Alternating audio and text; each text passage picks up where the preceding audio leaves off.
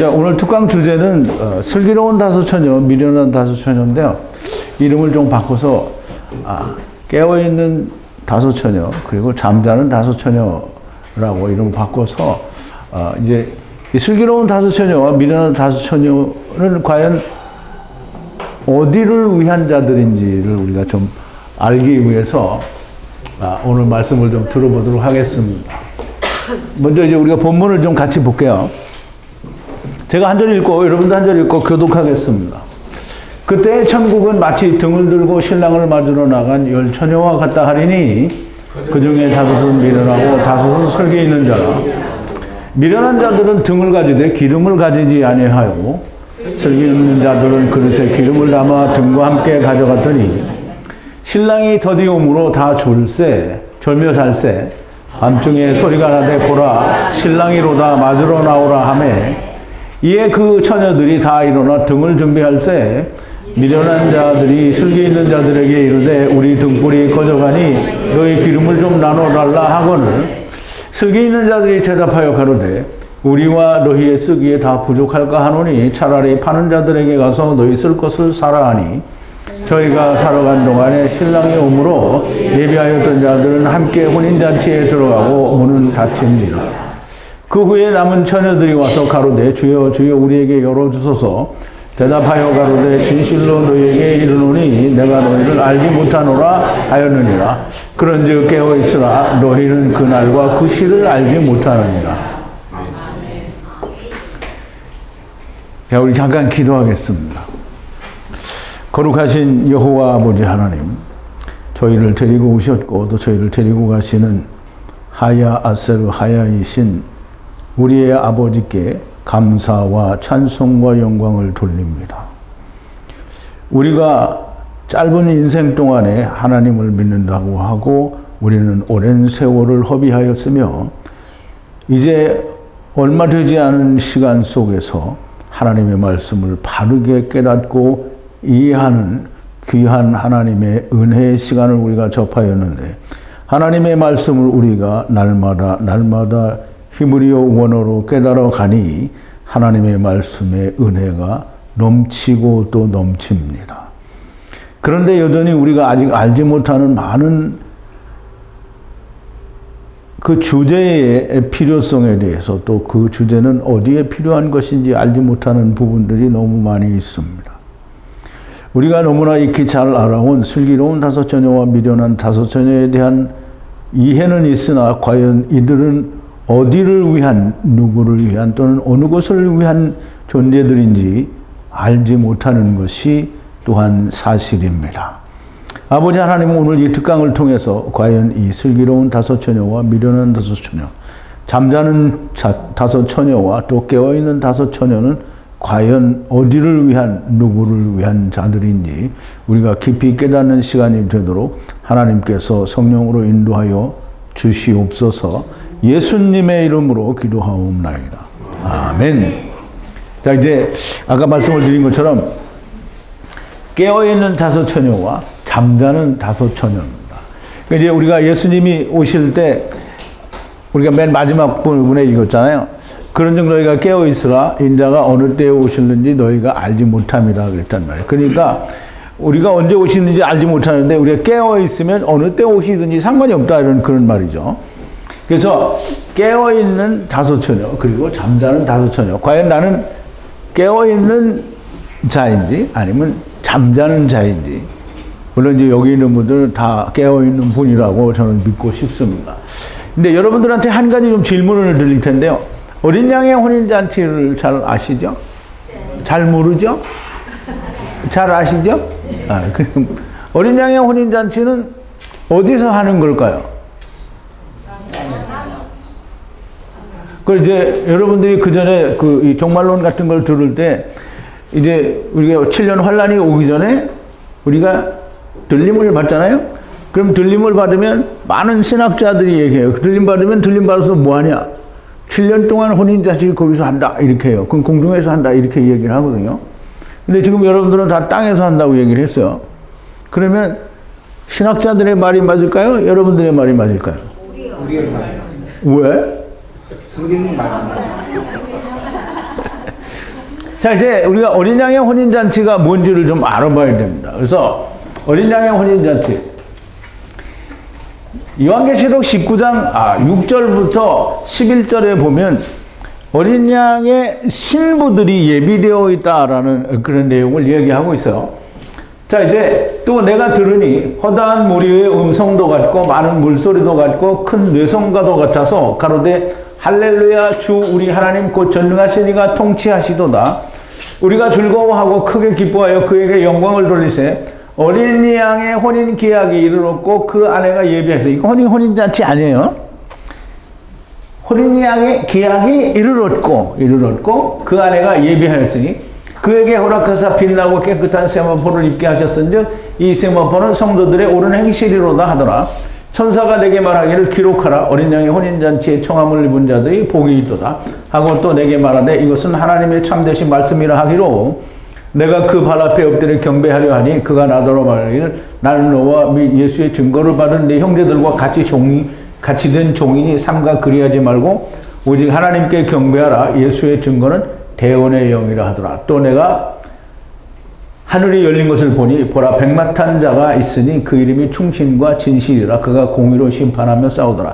요거는 이제 20절까지 봐야 되는데 이제 이 사진이 여기까지 다 찍혔네요. 어쨌든 지금은 어린 양의 혼인 잔치에 가까웠다는 거예요. 기약이 이르렀으니 신부가 준비가 됐다는 거예요. 그럼 어린 양의 신부는 누구예요? 예수님과 하나가 된 자. 그 하나가 된 자가 누구냐 이거예요. 1월 3일에. 자, 이제 이 어린 양의 혼인 잔치를 우리는 어린 양의 혼인 잔치와 마태복음 22장에 나오는 어떤 한 임금의 아들을 위한 혼인 잔치와 혹 같지 않다라고 생각하는 사람이 있을지 모르는데 사실 같은 겁니다. 마태복음 22장 1절부터 13절까지 한 임금의 아들을 위한 혼인 잔치인데요. 예수께서 다시 비유로 대답하여 가라사대 천국은 마치 자기 아들을 위하여 혼인 잔치를 베푼 어떤 임금과 같으니 그 종들을 보내어 그 청한 사람들을 혼인 잔치에 오라 하였더니 오기를 싫어하거늘 다시 다른 종들을 보내며 가로되 청한 사람에게 이르기를 내가 오찬을 준비하되 나의 소와 살찐 짐승을 잡고 모든 것을 갖추었으니 혼인 잔치에 오소서 하라 하였더니 저희가 돌아보지도 않고 하나는 자기 밭으로 하나는 자기 상업차로 가고 그 남은 자들은 종들을 잡아 능욕하고 죽이니 임금이 노하여 군대를 보내어 그 살인하는 자들을 진멸하고 그 동네를 불사르고 이 종들에게 이르되 혼인잔치는 예비되었으나 청한 사람들은 합당치 아니하니 사거리 길에 가서 사람을 만나는 대로 혼인잔치에 청하여 오너라 한데 종들이 길에 나가 악한 자나 선한 자나 만나는 대로 모두 데려오니 혼인자리에 손이 가득한지라. 임금이 손을 보러 들어올세 거기서 예복을 입지 않은 한 사람을 보고 가로되 친구여 어찌하여 예복을 입지 않고 여기 들어왔느냐 하니 저가 유구무원이거늘 임금이 사관들에게 말하되 그 수족을 결박하여 바깥 어두움에 내어 던지라. 거기서 슬피 울며 이를 갈며 있으리라 그랬어요.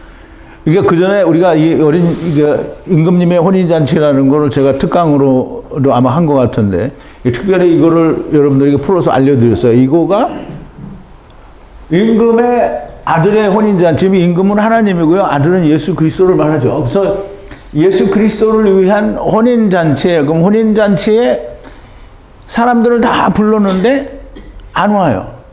그래서 거리에 나가서 다 다른 사람을 불러서 꽉 찼어요. 근데 거기에 예복을 입지 않은 자가 하나가 들어와 있다. 그러니까 너는 왜 예복을 안 입었느냐. 그래서 할 말이 없으니까 아무 말도 안 해서 내쫓았어요. 그래서 내쫓아서 그 내쫓은 게 뭐냐면 자기 임의로 찾아온 거예요. 그래서 이제 내쫓겨서 바깥 어두운 데 있게 되죠. 그럼 이제 이 임금님의 아들의 혼인잔치다라고 하는 개념을 잘 이해를 해야 돼요. 이거는 어린 양의 혼인잔치와 같은 거예요. 자, 이제 이것은 또 다른 누가복음에서는 뭐라고 하냐면 어떤 사람의 큰 잔치라고 해요. 그래서 이 어떤 사람의 큰 잔치를 또 한번 우리가 보자고요.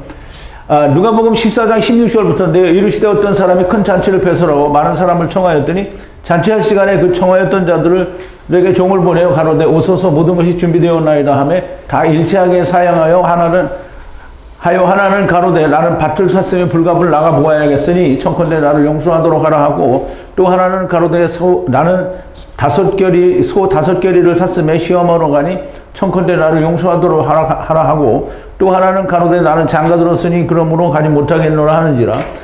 종이 돌아와 주인에게 그대로 구하니 이에 집주인이 노하여 그들에게 이르되 빨리 시내와 거리와 골목으로 나가서 가난한 자들과 병신들과 소경들과 저는 자들을 데려오라 하니라. 종이 가로되 주인이여 명하신 대로 하였으되 오히려 자리가 있나이다. 주인이 종에게 이르되 길과 산으로 가서 사람을 강권하여 데려다가 내 집을 채우라.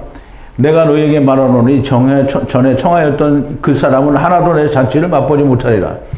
물론 이제 다 이 계시록에서 말하는 어린 양의 혼인 잔치나 마태복음에서 얘기하는 임금님의 아들을 위한 한 큰 잔치나 지금 누가복음에서 이야기하는 한 사람의 큰 잔치는 다 동일하게 어린 양의 혼인 잔치예요. 그럼 이제 어린 양의 혼인 잔치가 과연 우리가 알고 있는 어떤 것과 동일한 것이냐라는 것을 여러분들이 잘 이해를 해야 됩니다.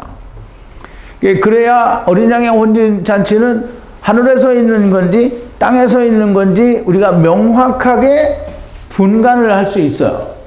어린 양의 혼인잔치가 어디서 있는가? 조금 아까 제가 여쭤봤죠. 하늘나라에서 혹은 땅에서. 신학과 교리는 하늘나라에서 이루어진다라고 가르치는 사람들이 많이 있어요. 진짜 그럴까? 우리 한번 알아보자고요. 어린 양의 혼인잔치는 그 기간이 얼마일까? 7일? 아니면 7년? 이제 과연 그럴까? 우리가 한번 알아보자고요. 어린 양의 혼인잔치를 위해 백마탄 왕자가 준비합니다. 이제 보세요. 지금 어린 양의 혼인잔치가 예비됐다고 했잖아요. 그럼 이 예비된 혼인 신부들을 데리고 어디 가서 혼인잔치를 하는지 그 백마탄 왕자가 준비를 한다고 하는데 백마탄 왕자가 어떻게 준비하는지 우리가 보자고요. 아까 그 11절을 이제 여기 안 찍혔어야 되는데 찍혀가지고 거기 나온 거예요. 또 내가 하늘이 열린 것을 보니 보라 백마 탄 자가 있으니 백마를 탄 자가 있는데 이게 누군지 잘 보세요. 그 이름은 충신이라. 충신은 믿음이라는 뜻이에요. 그리고 진실이라. 진실은 진리를 말해요. 알레테이아를 말하고. 그러니까 믿음과 진실이라. 그가 공의로 심판하며 싸우더라. 그러면 백마 탄 왕자가 누구예요? 그 눈이 불꽃 같고 그 머리에 많은 면류관이 있고 또 이름 쓴 것이 하나가 있으니 자기밖에 아는 자가 없고 또 그가 피 뿌린 옷을 입었는데 그 이름은 하나님의 말씀이라 칭하더라. 누구요? 하늘에 있는 군대들이 희고 깨끗한 세마포를 입고 백마를 타고 그를 따르더라. 그의 입에서 이한검이 나오니 그것으로 만국을 치겠고 친히 저희를 철장으로 다스리며 또 친히 하나님 곧 전능하신 이의 맹렬한 진노의 포도주의 틀을 밟겠고 그 옷과 그 다리에 이름 쓴 것이 있으니 뭐라 그랬어요? 만왕의 왕이요 만주의 주라. 이게 할렐루야잖아요. 또 왕의 왕 또 주의 주. 이거 할렐루야. 이거 할렐루야. 예수님이죠. 또 내가 보니 한 천사가 해에 서서 공중에 나는 모든 새를 향하여 큰 음성으로 외쳐가로되 와서 하나님의 큰 잔치에 모여 왕들의 고기와 장군들의 고기와 장사들의 고기와 말들과 그 탄자들의 고기와 자유한 자들이나 종들이나 물은 대수하고 모든 자의 고기를 먹으라 하더라. 또 내가 봄에 그 짐승과 땅의 임금들과 그 군대들이 모여 그 말탄자와 그의 군대로 더불어 전쟁을 일으키다가 짐승이 잡히고 그 앞에서 이적을 행하던 거짓 선지자도 함께 잡혔으며 이는 짐승의 표를 받고 그 우상에 경배하던 자들을 이적으로 미혹하던 자라. 이들이 산채로 유황불 안에 그냥 불못에 던지우고 그 나머지 말탄자의 입으로 나오는 검의 죽음에 모든 새가 그 고기로 배를 불리더라 그랬어요. 이게 지금 어린 양의 신부들이 예비가 되었고요. 근데 예수님이 오셔서 어린 양의 신부들이 들어가서 뭐를 해요? 혼인잔치. 고기는 새들이 먹는 거예요. 새 하고 싶어요? 새 하실래면 해요. 이게 어린 양의 신부들이 들어가서 왕노릇을 해야 되는 그 때가 어린 양의 혼인잔치예요. 어린 양의 혼인잔치. 그럼 이제 어린 양의 혼인잔치가 과연 뭐냐? 우리가 이제 보세요. 그러면 예비된 신부들은 누구이며 이 신부들이 어디로 들어가는가? 이제 신부들이 어디로 들어가는지를 봐야 돼요. 믿음과 진리로 공의로 심판한 후에 남은 자들이 다 어디로 가느냐? 요한계시록 24기 19장에서 어린 양의 신부들이 준비가 됐고 어린 양의 신부들이 들어가서 왕노릇할 그 터전을 다 닦았잖아요. 그 닦은 터전이 어디냐? 그래서 또 내가 봄에 천사가 무저갱이 열쇠와 큰 사슬을 그 손에 가지고 하늘로서 내려와서 용을 잡으니 곧 옛뱀이요 마귀와 사단이라 잡아 1000년 동안 결박하여 무저갱이에 던져 잠그고 그 위에 인봉하여 1000년이 차도록 다시는 만국을 미혹하지 못하게 하였다가 그 후에는 반드시 잠깐 노일이라. 또 내가 보좌들을 보니 거기에 앉은 자들이 있어 심판하는 권세를 받았더라. 이게 왕같은 제사장들을 말하는 거예요. 또 내가 보니 예수의 증거와 하나님의 말씀을 인하여 목배임을 받은 자와 영혼들과 또 그 짐승과 우상들에게 경배하지도 아니하고 이마와 손에 그 표를 받지도 아니한 자들이 살아서 그리스도로 더불어 1000년 동안 왕노릇하니 그 나머지 죽은 자들은 그 1000년이 차이까지 살지 못하더라 그랬어요. 이는 첫째 부활이라 그랬어요. 첫째 부활에 참여하는 자는 두 복이 있고 거룩하도다. 둘째 사망이 그들을 다스리는 권세가 없고 도리어 그들이 하나님과 그리스도의 제사장이 되어 1000년 동안 그리스도로 더불어 왕노릇하려. 누가? 그 666표를 안 받아서 우리를. 우리는 여기 환란에 안 들어가니까 우리는 상관이 없어요. 이게 환란에 들어간 사람들 중에는 거기 앉은 자들이 있어. 근데 거기 앉은 자들이 우리가 포함이 되겠죠. 심판하는 권세를 받았더라. 또 내가 보니 예수의 증거와 하나님의 말씀을 인하여 목배임을 받은 사람. 이게 어떻게 된 거야? 목배임을 받은 자의 영혼들과 또 짐승과 그의 우상에게 경배하지도 아니하고 이마에 손에 표를 받지도 아니한 자들이 살았다라는 말은 영이 살았다라는 거죠. 예, 영이 살아서 그리스도로 더불어 1000년 동안 왕노릇하니. 그 나머지 죽은 자들은 뭐예요? 그 나머지 죽은 자들은 어디 있어요? 음부에 있죠. 음부에 있어.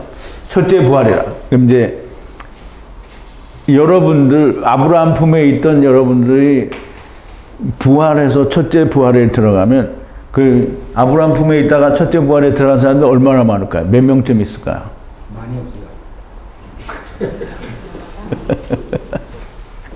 많이 없어요? 왜 많이 없어요?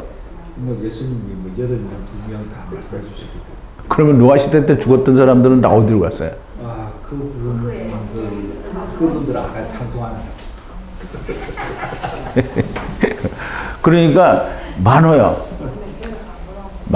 노아 시대 때 이게 주님이 그래서 생명을 전파했잖아요. 성령 침례 받았잖아요. 많아요. 이게 예수님이 오신 뒤에 죽은 사람들은 몇 명 안 돼. 그 음부에 있는 사람은 많죠. 어쨌든 그 많은 사람들이 왕노릇을 하는 거예요. 왕노릇이니까 뭐 어디 왕좌에 앉아 여봐라 이렇게 하는 게 아니라고 말씀을 드렸어요. 자, 이제 7년 동안 천년왕국에 들어갈 신부들을 믿음과 진리와 공의로 심판하신 후에 어린 양의 혼인잔치는 땅에서 이루어지는 천년왕국이 곧 메시아 왕국이고 이것이 어린 양의 혼인잔치예요. 그러니까 메시아 왕국이 어린 양의 혼인잔치예요.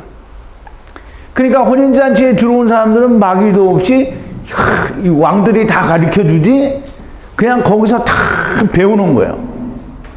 뭐 이미 죽은 사람은 알 수 없고 근데 안 죽은 사람은 다 거기서 배우는 거예요. 그러니까 천년 어린 양의 혼인잔치에 청함을 받은 사람은 복되도다 그러잖아요. 근데 불렀는지 안 불렀는지 모르지만 하여간 들어가는 사람도 있을 거 아니에요. 그러니까 7년 대환란 때 죽지 않은 사람은 다 들어가는 거예요. 이유가 어쨌든 간에 들어가는 거예요. 그래서 메시아 왕국이요. 이것이 해결되지 않으면 헛소리를 하게 되는데 어떤 헛소리를 하게 되냐면 이 거인족의 발자취를 쫓아다니는 킹 제임스 버전을 옳다고 하는 어떤 목사님이 그런 얘기를 했어요. 어린 양의 혼인잔치 이게 잠자는 자와 그 슬기로운 다소녀 미련한 다소처녀를 얘기하면서 지금 여기 오시는 예수님은 신랑 예수가 아니래요. 왜 그러냐 했더니 7년 환란 동안에 하늘에서 이미 혼인잔치가 끝났기 때문에 예수님은 유부남이라는 거예요. 그래 예수님은 유부남이니까 이 사람들은 신부가 아니라는 거예요. 그래서 내가 그걸 듣다가 저는 미친, 또 이게 입이 더러워질 수가 없으니까 이게 어떻게 이게 이런 미친까지만 하고 정말 할 말이 너무 많은데 어제같이 그냥 커피 먹으면서 이게 한번 했으면 좋겠는데 이거 못하겠네. 그 이게 말이 안 되는 거죠. 예수님이 유부남이고 예수님은 유부남이면 그러면 예수님이 한번 결혼하면 다른 놈들은 신부를 못 데려가는 거야? 그러니까 사고가 어떻게 된 건지 난 이해를 못 하겠어요. 예수님은 세상 끝날까지 모든 자의 신랑이에요. 정신 나간 소리를 하고 자빠졌어. 그러니까 이것이 해결되지 않으면 그런 헛소리를 하는 거예요. 어린 양의 혼인잔치는 메시아 왕국이고 천년 왕국이란 말이 그게. 7년 환란은 메시아 왕국의 신부들을 위한 그리스도의 심판 때가 됩니다. 그러면 그리스도의 신부들이 누구예요? 이제 심판을 그리스도의 신부들은 들어간 사람들은 신부지만 이제 예수 그리스도가 하나가 된 사람은 다 왕이에요.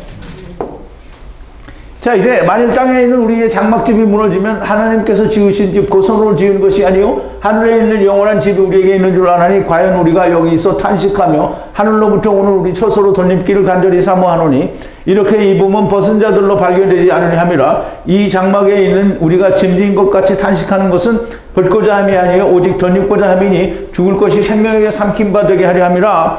곧 이것을 우리에게 이루게 하시고 보증으로 성령을 주신 우리에게 주신 이는 하나님이시니라. 이러므로 우리가 항상 담대하여 몸에 거할 때는 주와 따로 거하는 줄 아노니 이는 우리가 믿음으로 행하고 보는 것으로 하지 아니함이로다. 우리가 보는 것으로 하지 않는다고 여기 사도 바울이 얘기하죠. 우리가 담대하여 원하는 것은 차라리 몸을 떠나 주와 함께 거하는 그것이라. 그런즉 우리가 거하든지 떠나든지 주를 기쁘게 하시는 자가 기쁘시게 하는 자가 되기를 힘쓰노라. 이는 우리가 다 반드시 그리스도의 심판대 앞에 드러나 각각 선악간의 그 몸으로 행한 것을 따라 받으려 함이라. 그래서 지금 이제 우리가 몸을 이제 여기서 떠나면 영원한 하나님의 집이 있는데 우리 아브라함 품에 가면 그 영원한 집을 받아요, 못 받아요? 아직은 안 받는 거죠. 첫째 부활에 가야 받는 거예요. 그런데 심판 때가 된다는 거예요. 언제? 부활의 몸을 입게 될 때. 그럼 이제 아브라함 품에 있는 사람 무조건 다 받는 거죠. 그래서 메시아 왕국의 신부들이지만 메시아 왕국에 들어가게 되는 자들은 왕노릇하러 들어가는 거예요. 자, 이제 이것이 정리가 되어야만 열처녀의 비유를 해석할 수가 있습니다. 그럼 이제 슬기로운 다섯 처녀, 즉 깨어있는 다섯 처녀는 누구며 미련한 다섯 처녀, 그 잠자는 다섯 처녀는 누구인가? 어떤 목사가 예수님은 입이 유부남이니 여기 처녀는 주님의 신부가 아니라고 하는데요. 하늘에서 이미 혼인잔치가 끝나서 돌아오라고 해석을 한대. 이렇게 끝나서 돌아와라고 해석을 한대요. 그래서 이거는 꽝이고요. 그 말은 무슨 말을 하는 거냐면 누가복음 12장 36절에 보면 우리말 번역에 그렇게 느끼도록 되어 있어요. 누가복음 12장 36절인데 너희는 마치 그 주인이 혼인집에서 돌아와 문을 두드리면 곧 열어주려고 기다리는 사람과 같이 하라 이렇게 돼 있어요. 뭐 혼인집에서 돌아오는데 제가 그 전에 유대인의 그 혼인 그 풍습, 그러니까 예식을 따라서 하나님의 말씀이 이렇게 기록이 되어 있다라고 정리해서 말씀을 드린 적이 있어요. 기억이 나실지는 잘 모르겠는데 혼인집에서 돌아오는 게 아니고요. 집으로 돌아오는 거예요. 집으로. 이거 신랑이 아버지 집에 가 있잖아요. 신랑이 아버지 집에 가 있으면 신랑이 누굴 데리러 와요? 신부를 데리러 어디로 오냐면 혼인집으로 오는 거예요. 그러면 거기서 혼인잔치를 하는 거잖아요. 그러면 혼인잔치가 다 끝나야 데려가는 거예요. 그러면 혼인집으로 오는 거지 이거를 혼인집에서 그럼 혼인집에서 이 사람은 그러니까 7년 동안 하늘에서 혼인잔치가 있었다는 거예요. 그러니까 거기서부터 여기 왔다는 거예요. 하늘에서는 혼인잔치가 없어요. 자, 이제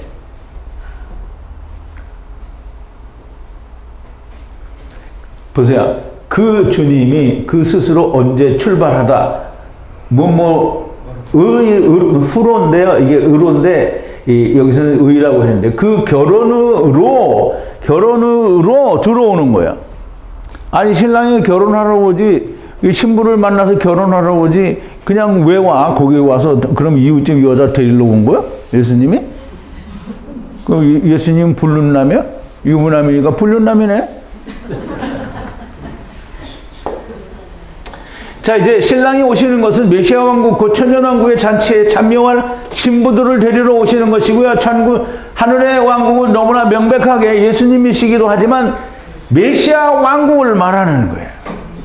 천국은 예수님이 맞아요. 그런데 예수님이 아직 하나님의 나라를 완성하시기 전에 메시아 왕국이 이루어져야 되기 때문에 메시아 왕국을 하느님 나라, 즉 예수 그리스도 천국이라고 말을 할 수가 있는 거예요.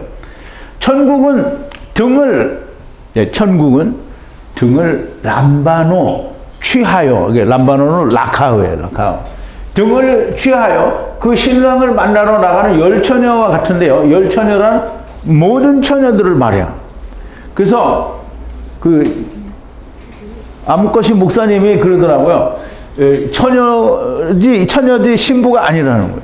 그런데 우리 보세요. 고린도 후서 11장 2절에 보면 내가 하나님의 열심으로 너희를 위하여 열심을 내노니 내가 너희를 정결한 처녀로 한 남편인 그리스도에게로 중매함이로다. 이 불륜녀를 갖다 드리는 거야? 정결한 처녀를 신부로 중매코자 한다라는데, 성경을 어디 무슨 똥구멍으로 읽었나? 자, 이 모든 처녀들 중에 5은 잠자는 처녀고 5은 슬기 있는 깨어있는 처녀라는 거예요. 미련하다라는 말은 어리석다라는 말과 같은 말이에요. 어리석은 부자, 우리가 이제 어리석은 부자에 대해서 얘기했잖아요. 어리석은 부자가 어떤 사람이죠? 자기가 곧 죽을지 모르는데 밭에 소산을 잔뜩 모아놓고 창고에 싸놓고 내가 이제 내 영혼아 편을 자자 이렇게 하는 사람이 어리석은 사람이. 그러니까 이제 하느님이 와서 일 좀 해라고 불렀더니 나는 구원받아서 이렇게 배 딱 불리고 이렇게 딱 누워, 그게 어리석은 사람. 제자되라고 불렀더니 딱 이렇게 하고 있으면 그게 어리석은 놈이라는 거야. 그게 누구냐면 모래 위에 집을 짓는 자예요. 모래 위에 집을 짓는 자. 나의 이 말을 듣고 행치 아니하는 자는 그 집을 모래 위에 지은 어리석은 사람 같으니 그랬어요. 모래 위에 집을 지은 자는 어리석은 자인 거예요. 이게 어리석은 자. 모래 위에 집을 짓는 자. 잠자는 자예요. 잠자는 자. 자, 이제 지혜로운 자는 누구를 말하냐면, 그리고 슬기는 하나님의 지혜, 하캄이나 혹은 호크마를 번역해서 지혜라고 하는데요. 반석 위에 집을 짓는 자예요. 반석 위에. 그러므로 누구든지 나의 이 말을 듣고 행하는 자는 그 집을 반석이 누구예요? 예수님을 믿는 믿음. 베드로잖아요. 그러니까 예수님이에요. 이 말을 듣고 행하는 자는 그 집을 반석 위에 지은 지혜로운 사람이니까 하캄이라는 말이에요. 하캄. 이게 여기는 이제 신약에는 하캄이라고 하는죠.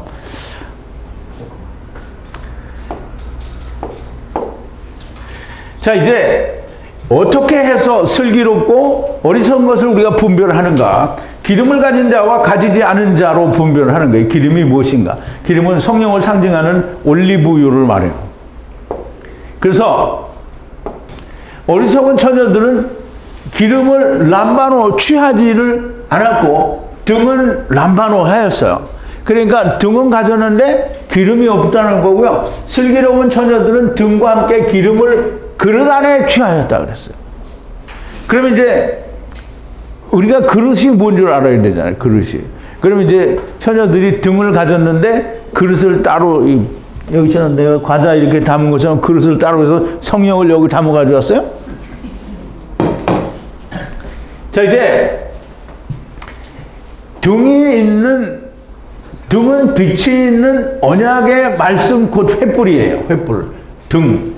창세기 15장 17절에 보면 해가 져서 이제 아브라함에게 이제 짐승을 다 뭐 암염소와 송아지와 뭐 이런 걸 비둘기까지 잡아서 이제 이게 준비를 하죠. 그랬더니 이제 아브라함에게 하나님이 다 약속을 하시고 해가 져서 어두울 때 연기나는 풀무가 보이며 횃불이 쪼갠 고기 사이로 지나더라.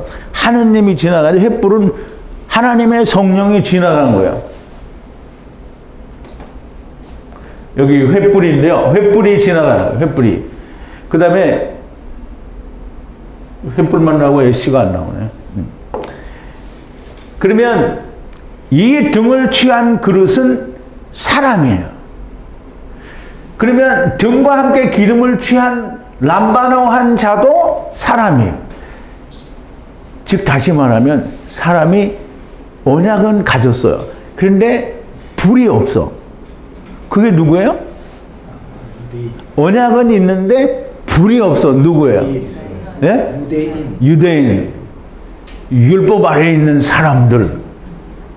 오늘날 교회 다니는 사람들도 다 여기에 속할 수가 있다는 거예요. 내가 여기에 속한다 이렇게 해버리면 무악 난리 나요. 그러니까 속할 수도 있다는 거예요. 아닌지는 본인들이 알아서 판단을 하시고요. 자, 이제 등과 함께 기름을 취한 자도 사람이에요. 그러면 그릇은 뭐예요? 사람이에요. 다. 그래서 우리가 우리를 토기장이에 비유해서 얘기할 때 우리를 무슨 그릇이라 그래요? 질그릇이라 그래요. 우리가 흙으로 만들었잖아요. 다 질그릇이에요. 그러면 이제 보세요. 나는 이제 다 되었다고 생각하고 사람은 주님이 오심이 이렇게 나는 다 됐어. 그래서 이 목사 꼴도 보기 이 목사 꼴도 보기 싫은데 맨날 저렇게 씹어대는 소리만 하니까 들을 거 다 들었는데 거기 뭐 하러 가냐? 가지 말자. 이게 이런 사람이 뭐냐면 이제 나는 진리를 들었으니까 됐다 이런 사람이. 예, 이런 사람들이 보면 저 이목자가 더 잔소리하기 전에 빨리 주님이 오셔서 우리를 데려가시지 왜 빨리 안 오시나 이렇게 생각하고 있을 거란 말이에요. 그게 뭐냐면 자기는 다 됐는데 주님이 빨리 안 오신다 이게 더디다고 생각하는 거예요. 무슨 말인지 이해 가요? 진짜 더디 오시는 걸까요? 그러니까 유대인들처럼 자기는 율법을 다 이루었잖아요. 그럼 빨리 주님이 오셔서 자기를 데려가야 되는데 왔는데 아니잖아. 그게 이제 그러나 아직 안 되었다고 생각하는 사람은 주님이 오실까봐 노심초사해요. 이게 안 되었다라는 말은 아버지와 아들과 내가 하나 안 되었다라는 말이 아니고요. 아직 오실 때가 안 되었다라고 믿고 싶은 거예요. 왜냐하면 내가 해야 할 일이 너무 많아. 그러니까 내가 주님의 제자가 돼야 되는데 주님의 제자들 중에 제일 수제자가 베드로인데 내가 베드로만큼 많이 알고 성령도 받아야 되고 바울처럼 많이 알고 성령도 받아야 되는데 나는 기껏 이목자한테 배운 게 요만큼 배웠는데 내가 지금 주님 오시면 나는 그냥 아무것도 아닌 거예요. 그러니까 주님이 오시면 큰일이야. 지금 오면. 그러니까 어떤 놈이든지 아멘 주 예수여 오시옵소서 이게 다 깨똥 같은 소리란 말이야. 제자가 될 수도 없는데 왜 오시라 그래? 오시면 무조건 음부지. 음부에 가서 하시고 싶으면 하시라. 시간이 없어요. 제자가 되기 위해서 할 일이 너무 많아요. 자기가 살아있는 사람은 더뎌요. 그러니까 나는 잘 됐어 라고 생각하는 사람은 더딘 거예요. 그래 유튜브에 앉아가지고 와 말씀이 참 고맙다 감사하다 이러고 있는 사람들은 다 자기가 살아있는 사람이에요. 죽은 사람은 자기를 위해서 살지 않아요. 내가 편하게 위해서 살지 않아요. 지금 배운 거 가지고는 우리가 얼만큼 배웠어요. 모세오경 중에 지금 창세기 출애굽기 했잖아요. 그러면 나머지 다시 민수기 신명기 레위기도 있고 그러면 이스라엘이 하나님께서 함께 역사하신 이스라엘의 역사도 있는데 지금 배운 거니 개딱지만큼 배워가지고 그러니까 내가 그 사람을 되게 싫어하는 거예요. 창세기 1, 2, 3, 4장을 통하여 바라본 복음의 세계. 무슨 얼어 죽을 개똥 같은 소리를 하고 있는 거예요. 1, 2, 3, 4장에 많은 게 나와요. 그런데 그게 다가 아니라는 말이에요. 지금 하나님이 우리를 부르시는 데는 그것 때문에 우리를 부르는 게 아니잖아요. 그러면 잘 생각해 봐요. 하나님이 우리를 아무도 안 부르고 그냥 내비둬. 그럼 어떻게 돼요? 자동으로 음부로 가는 거잖아요. 그럼 음부로 가면 뭐예요? 거기서 다 불러 소금 치면 되는 거잖아요. 그런데 미리 부르는 이유가 뭐냐고요? 아니 그냥 구원시키는 게 목적이면 뭐하러 예수님이 와서 십자가에서 죽으시냐고요. 그냥 구원이 목적이 아니라는 말이에요. 천년왕국에서 메시아 왕국에서 왕노릇 할 제자들이 필요한데 그거 다 안 하겠다는 거잖아요. 그거 안 하려면 그냥 다 지금 죽어서 음부에 가라는 말이에요. 졸며 자는 것은 슬기로운 처녀들이나 어리석은 처녀들이나 다 똑같아요. 생각지 않은 때 이 신랑 인자가 오셔요. 신랑이 오실 때 깨어있는 사람. 아, 이거 아니구나. 이게 깨어있는 사람이 슬기로운 자처예요. 잠을 자지 않고 깨어있는 것을 말하는 게 아닙니다. 말씀에 깨어있는 사람을 말해요. 등과 함께 기름을 람바노 라카흐 취한 하나가 된 사람을 말하는 거예요. 신랑이 올 때 깨어있지 않은 사람, 이 사람이 자는 사람이에요. 등을 람바노 하였으나 기름을 람바노 하지 못한 사람이에요. 깨어있지 못한 사람, 어리석은 처녀들이고요. 너무나도 명백하게 떡, 소금, 언약은 가졌으나 사람의 계명으로 섬기는 사람들을 말하는 거예요. 사람의 계명은 장로들의 유전과 똑같은 거예요. 장로들의 유전은 유대인들이 바리새인들과 서기관들이 예수님께 얘기하는 거예요. 당신의 지도자들이 어찌하여 장로들의 유전을 범하나. 이게 참 질문 자체가 완전히 정말 이 말도 안 되는 소리를 하는 거잖아요. 당신의 제자들은 어찌하여 하나님의 말씀을 지키지 않느냐, 이렇게 질문을 해야 되는 건데 왜 장로들의 유전을 범하냐, 이게 웃기는 거잖아요. 지금 하나님께 얘기하는 거예요. 하느님, 왜 당신과 당신의 제자들은 우주가 있는 걸 믿지 않습니까? 이렇게 말하는 거하고 똑같은 거예요, 이게. 그러면 이제 세상 신학자들이 와가지고 하는 거예요. 주님, 하느님 앞에. 하느님, 당신의 제자들은 왜 신학적으로 위험한 일을 합니까? 왜 신학적으로 맞지 않는 일을 하나요? 지금 그렇게 말하는 거예요, 이게. 하나님 말씀에 무슨 신학적인 게 왜 필요하고 하나님 말씀에 장로들의 유전이 왜 필요하냐 말이에요. 종교회의에서 이야기한 것이 왜 교인들의 생활에 지침이 돼야 되느냐고요. 하나님의 말씀이 생활의 지침이 되고 삶의 영생의 기준이 돼야 되는 거지. 대답하여 가라사대 너희는 어찌하여 유전으로 하나님의 계명을 범하느냐. 지금 보세요. 주님이 그런 질문을 받으니까 대뜸 뭐라 그래. 너희는 어째서 그 계명으로 하나님의, 너희의 유전으로 하나님의 계명을 범하느냐. 하나님이 이루셨을 때 내 부모를 공경하라 하시고 또 아비나 어미를 회방하는 자는 반드시 죽으리라 하였었거늘 너희는 가로되 누구든지 아비에게나 어미에게 말하기를 내가 드려 유익하게 할 것이 하나님께 들음이 되었다고 하기만 하면 그 부모를 공경할 것이 없다 하여 너희 유전으로 하나님의 말씀을 폐하는도다. 외식하는 자들아, 이사야가 너희에게 대하여 잘 예언하였도다. 일렀으되 이 백성이 입술로는 나를 존경하되 마음은 내게서 멀도다. 사람의 계명으로 교훈을 삼아 가르치니 나를 헛되이 경배하는 줄 알았어요. 사람의 계명으로 교훈을 삼아 나를 가르치는 거예요. 하나님의 계명이 아니고 사람의 계명. 그게 장로들의 유전이라는 거예요. 자, 이제 장로들의 유전이라는 말을 좀 잘 이해를 해야 됩니다. 장로들이라는 게 뭐예요? 장로들이라는 게, 물론 이제 오늘날 교회의 장로님들도 다 장로들이죠. 근데 이제 이스라엘에서는 장로들이 이스라엘 집단들 중에 나이 많은 사람들이 장로들이에요. 그 율법을 오래 지킨 사람들이 장로들이에요. 이게 쉽게 말하면 늙은이들이라는 거예요. 장로들의 유전이란 오래된 유대교의 지도자들을 말해요. 그들이 만들어놓은 어떤 규칙을, 그걸 유전이라고 하는 거예요. 오늘날도 교회의 오래된 지도자들의 유전이 신학과 교리, 세상 초등학문으로 하나님을 섬기는 자들이 깨어있지 못한 사람들이 되는 거예요. 신랑이 오실 때 깨어있는 사람은 진리와 성령을 함께 람바노한 사람이고요. 라카흐 한 사람이고 사람들의 교훈이 아닌 오직 하나님의 말씀과 성령으로 섬기는 사람이 깨어있는 사람들이에요. 신랑이 언제 오셔도 문제가 없는 사람들이에요.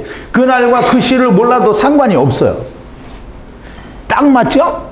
아까 우리가 읽은 대로 너희는 그런즉 너희는 깨어있으라 그날과 그 시를 아무도 모른다는 거예요. 깨어있으면 몰라도 되는 거예요. 근데 깨어있지 않으니까, 자, 이제 보세요. 정말 깨어있는 사람과 깨어있지 않은 사람의 차이를 보면 돼요. 밤중에 부르는 소리가 하야한다. 보라, 신랑이 오신다. 나가서 만나라. 이런 밤중에 그런 소리가 나는 거예요. 신랑 곧 주님은 밤에 어두울 때 와요. 이게 밤에 온다라는 말은 왜 밤에 오시나 많이 대낮에 오시지 이 말이 아니고요.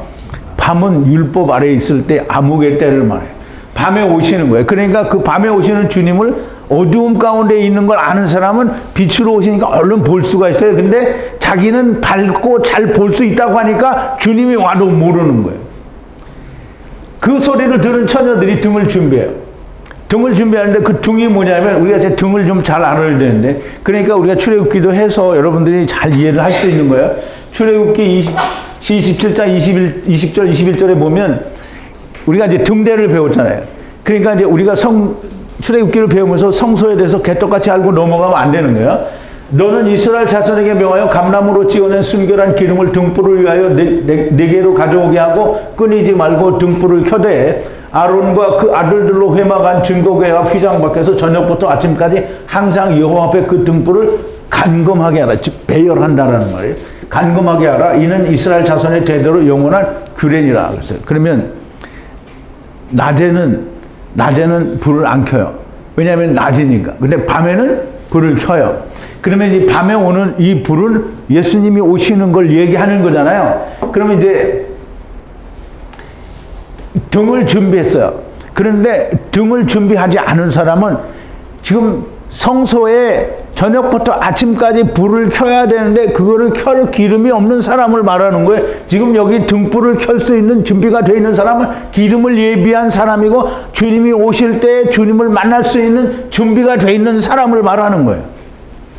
사람의 계명으로 섬긴 자들은 등이 준비가 안 돼요. 등은 준비됐지만 기름이 준비가 안 된 거예요. 그러나 하나님의 진리와 성령으로 섬긴 자들은 등이 언제나 켜져 있고 기름이 항상 거기에 있다는 거예요. 그러므로 염려가 없어요.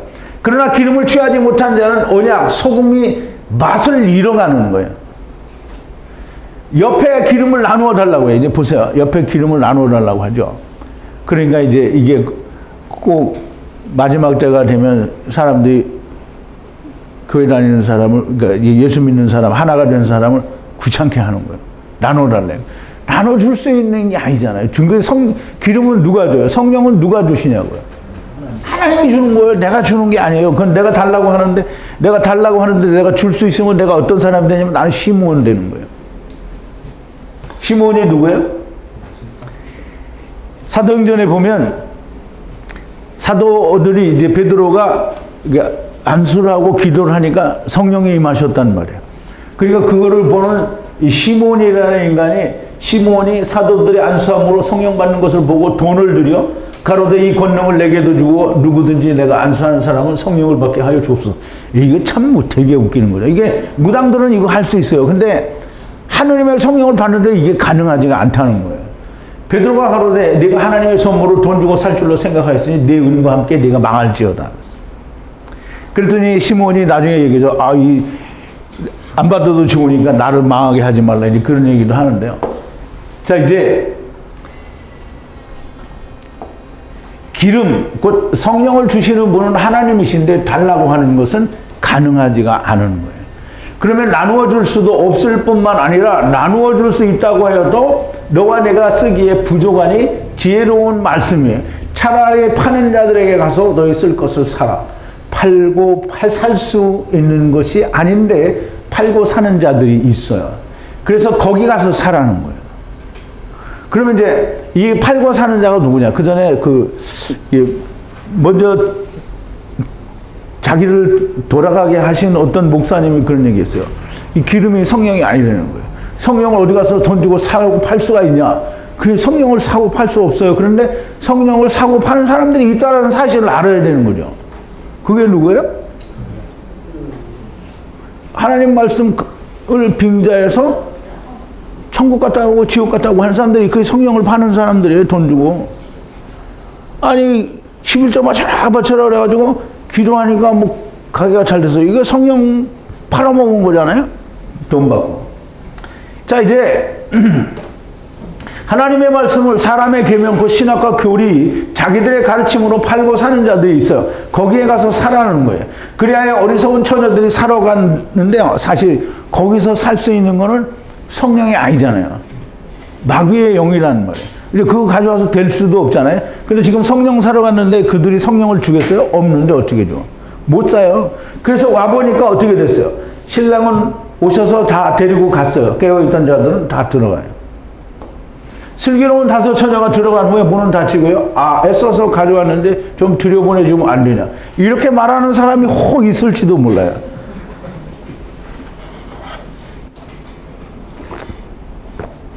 가서 기름을 사가지고 오지도, 성령을 사가지고 오지도 못하는데 애써서 가서 그냥 사가지고 왔는데 문을 닫혔으면 열어주면 될 거 아니냐. 좀 열어주면 안 되냐. 이렇게 말하는 사람이 혹 있을 수도 있어요. 물론 이제 여러분들 중에 그런 사람이 없겠지만, 아직 유튜브를 듣는 사람 중에는 그런 사람이 있을 수도 있어요. 이렇게 생각하는 사람이 혹시 있을지도 모른다. 사도행전의 시몬과 같은 사람이 이런 사람인 거예요. 망할지어다. 누가? 베드로가 얘기하죠. 하나님이 얘기했습니다. 파는 사람들의 것이 성령이냐 마귀의 영이냐. 파는 사람들 거는 성령을 돈 주고 팔고 살 수 없다라고 성경이 이야기를 하고 있잖아요. 근데 그걸 팔고 사는 사람이 있다면 그거는 성령이 아닌 거예요. 문을 열어주소서라고 하는데요. 그날에 많은 사람이 나더러 이르되 주여 주여 우리가 주의 이름으로 선지자 노릇하며 주의 이름으로 귀신을 쫓아내며 주의 이름으로 많은 권능을 행치 아니하였나이까 열어주소서라고 하는 거예요. 주님 신랑이 말씀하셔요. 내가 너희를 알지 못하노라 하였느니라. 주님이 모른다고 하셔요. 그러면 이제 주님이 모른다고 하시는 건 이 사람들이 늦었기 때문에 모른다고 하는 게 아니에요. 이 어리석은 처녀들이 이 사람 앞에서 주님을 다 부인한 사람들이에요. 주님이 이유도 없이 무대뽀로 나는 너 모른다고 하시는 것이 아니에요. 분명히 네가 나를 부인하였기 때문에 라고 말씀하셨어요. 예수님이 열심히 믿었는데 지옥에 가는 사람들이라는 제목의 특강에서 제가 자세히 설명을 드렸어요. 근데 지금 그 사람들이 지금도 막 보고 있더라고요. 보세요.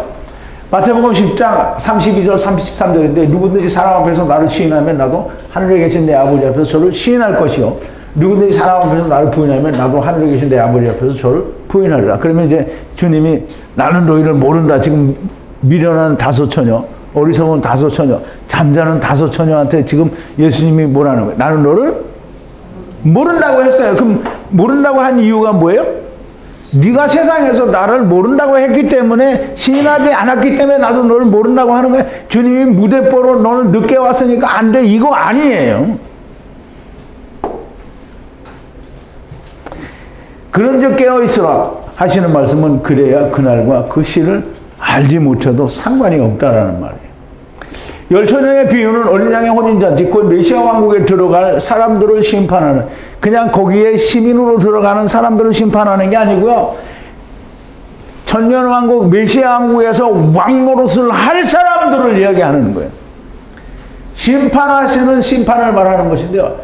주님 신랑이 오셔서 깨어있는 자들은 진리와 성령으로 섬기고 예배한 자들은 데려가시고 사람의 계명 그 신학과 교리 번역 성경으로 예배하고 섬긴 자들은 데리고 가시지 않아요. 그러면 이 사람들은 그럼 메시아 왕국에도 못 들어가면 어떻게 해요? 나는 너를 모른다 했으니까 이 사람들은 다 음부로 가는 거예요. 자, 이제 두 사람이 밭에서 혹은 매를 갈다가 밭을 갈다가 혹은 매를 갈다가 하나는 데려가시고 하나는 버려두시는 이유가 이 사람들이 열처녀들과 같은 자들이라는 거예요. 슬기로운 다섯 자들이 들림을 받고 어리석은 자는 버려둠을 당하게 돼요. 버려둠을 당하면 어떻게 해요? 환난을 당하겠죠. 어린 양의 혼인잔치는 하늘에서 이루어지는 것이 결코 아니고요. 땅에서 이루어지는 메시아 왕국, 곧 천년 왕국이 되는 겁니다.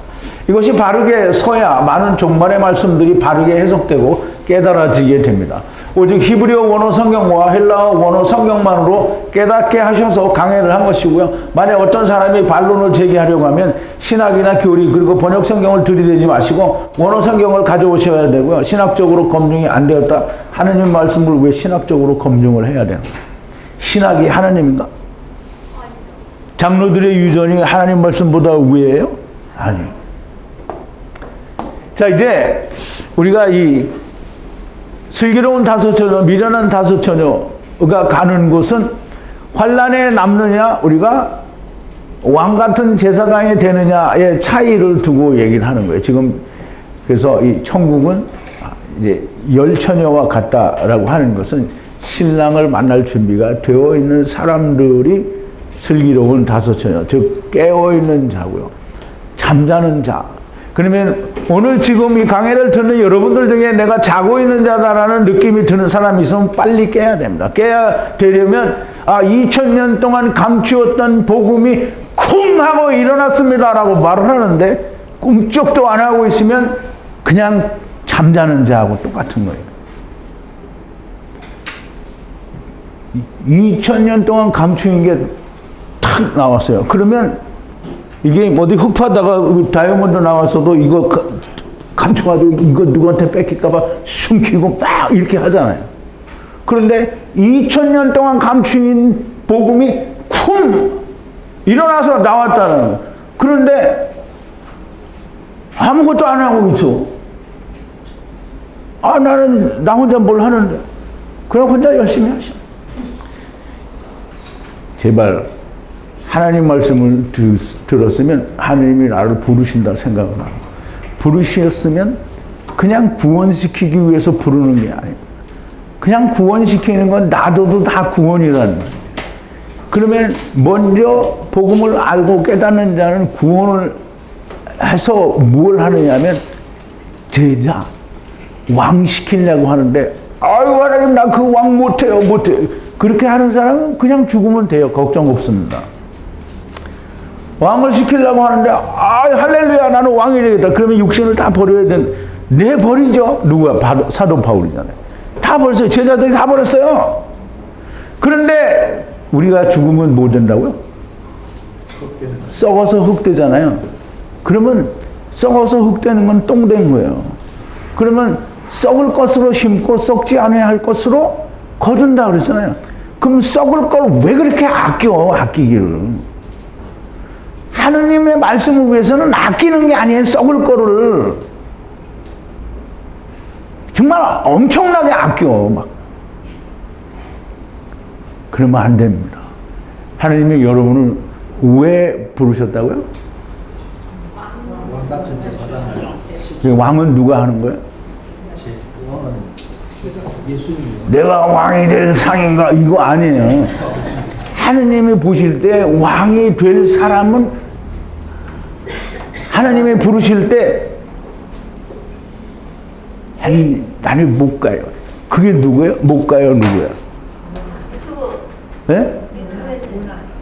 요나. 하느님이 니느웨 성에 가서 회개시키라 그랬더니 안 간다 그러고 도망을 갔잖아요. 그래서 다시 써서 배 타고 도망갔는데 하느님이 그걸 뒤집어 엎어가지고 바다에 빠뜨려서 물고기 뱃속에 집어넣어서 다시 꺼냈단 말이에요. 그랬더니 요나가 갔단 말이지. 그러면 우리가 하나님 말씀을 듣고 나서 나는 이제 배가 불러 이제 부자야. 그러니까 나는 주님 오시기를 기다린다. 이렇게 하고 있으면 요나야 그게. 말은 죽었다 살았다고 하는데 뱃속에 들어갔다가 살아나온 자가 아니고 그냥 요나. 주님과 함께 죽었다가 사는 자는 절대 그렇게 하면 안 됩니다. 물론 의도적으로 할 수 있는 건 아니지만 그 은혜가 있는 사람이면 결단코 지금 주님 오시면 안 됩니다. 내가 해야 될 일이 얼마나 많은데 지금 벌써 오신다. 걱정할 거 없어요. 부르신 데에는 마칠 때까지 시간이 있기 때문에 부른 거지 내일 당장 오실 거면 부르지도 않았어요. 내 나이가 70이고 80인데 어떻게 해? 그러면 그거 걱정되면 그냥 가만히 있다 죽어요. 그러면 되는 거야. 그런데 지금 들리게 하시고 들린 데는 이유가 있는 거야. 너 빨리 죽어라. 못 죽겠는데요. 그래 안 죽으면 돼요. 못 죽겠는데요. 나 안 죽으면 돼요. 그러면 사도 바울은 천국 갔다 왔으니까 그렇다고 하지만 40의 가만매를 5번이나 맞고 40에 하나 가만매를 5번. 태형을 3번을 맞고 배가 난파돼서 죽을 뻔하고 날마다 죽는 그냥 고통과 괴로움에 그 독사에 물리고 이제 사람이 감당할 수 없는 그런 엄청난 일을 겪었잖아요. 근데 그 하느님이 사도 바울을 다메섹에서 부르고 천국에 불러서 다 보여준 이유가 뭐냐면 너 천국 와라 이거 하고 보여준 게 아니잖아요. 너는 40에 하나 감한 매를 5번이나 맞을 놈이니까 이걸 봐야만 네가 견딘다는 거예요. 세상 사람이 아무도 못 듣는 얘기를 들려줬잖아요. 이거 감당하라고 들려줬는데 그냥 벌떡 누워서 그냥 있다고 하면 말이 안 되는 거잖아요. 그지 보세요. 옛날에는 임금이 여봐라 이렇게 오너라 그러면 임금이 불러도 막 모든 걸 다 제치고 가서 땅바닥에 꽉 꼬꾸라져가지고 상감마마 말씀하시옵소서 이렇게 해야 되는데 하느님이 불렀다 했는데 뒤로 자빠져 있으면 이게 무슨 호랑말코 같은 소리를 하고 있는 거냐고. 제발 제자가 내가 되라고 한 데서 되는 건 아니에요. 근데 제자 하시기를 원하면 하세요. 근데 원하지 않으면 여기 올 필요 없습니다. 제자가 돼야 돼요. 여러분 주님이 여러분을 제자시키려고 불렀다는 게 얼마나 큰 영광입니까? 정신 차리세요. 기도하시겠습니다. 거룩하신 여호와 아버지 하나님 감사와 찬송과 영광을 돌립니다. 오늘도 어린 양의 혼인잔치 그리고 깨어있는 5 처녀와 잠자는 5 처녀를 통하여 하나님께서 저희들을 부르신 이유를 우리가 깊이 생각해 보았습니다. 하나님께서 우리를 부르셨으니 우리는 그 부르심에 합당한 자가 될 수 있도록 하나님께서 성령으로 인도하여 주시옵소서. 예수님의 이름으로 기도하옵나이다. 아멘.